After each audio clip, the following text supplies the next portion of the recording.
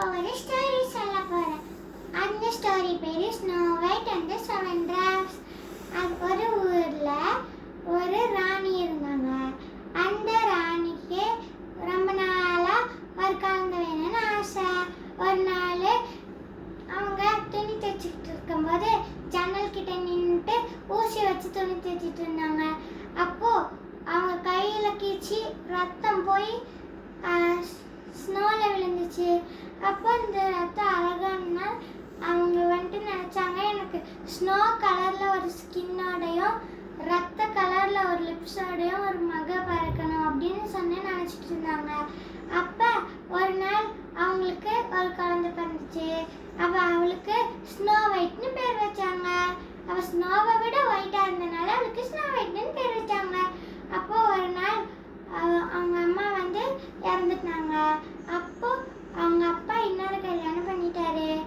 அப்போது அந்த சித்திக்கு நான் தான் ரொம்ப அழகுன்னு அவளுக்கு ஆசை. அப்போது அவளை ஒரு கண்ணாடி வச்சுருந்தா. அந்த கண்ணாடி கிட்ட போய் கேட்டா, மேஜிக் மிரர் இந்த உலகத்திலேயே யார் அழகுன்னு கேட்கும்போது, நீங்கள் தான் அழகு, நான் சொல்லலை, நீங்கள் தான் அழகு, அதுதான் உண்மை, ஆனால் உங்களை விட அழகு ஸ்னோ ஒயிட் அப்படின்னு சொல்லும்போது ஸ்னோ ஒயிட் வந்துட்டு ஒரு நாள் அவளை கூட்டிகிட்டு வேட்டைக்காரனை காட்டுக்கு போக சொல்லி அந்த மகாராணி சொன்னதுக்கு, நீ போய் அந்த ஸ்னோ ஒயிட்டை கொன்று அவளோட அது நீ கொன்னுன்ட்டு அதுக்கு இதாக ப்ரூஃபாக நீ வந்துட்டு அவளோட ஹார்ட்டை எடுத்துகிட்டு வா, அவளை வெட்டி எடுத்துகிட்டு வா அப்படின்னு சொன்னதுக்கு சரின்ட்டு அவனும் அவளை கூட்டிகிட்டு போகும்போது காட்டில் அவள் பூ பறிச்சிட்டு இருக்கும்போது அவளை வெட்ட போகும்போது ஆனால் அவன் வந்துட்டு என்னால் உங்களை வெட்ட முடியல, நீங்கள் ஒரு அடர்ந்த காட்டுக்குள்ளே போயிருங்க அப்படின்ட்டு தூரமாக போய் ஒரு சின்ன மானை வெட்டி அந்த மானோட ஹார்ட்டை எடுத்துகிட்டு போய் அந்த மகாராணி கிட்ட கொடுத்தான்.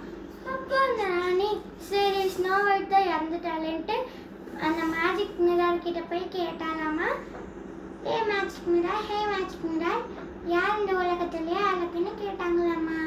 அப்போ அந்த மேஜிக் மிரர் சொல்லிச்சு, நீங்கள் தான் அழகு, அது உண்மை, ஆனால் ஸ்னோ ஒயிட் தான் உங்களை விட அழகு.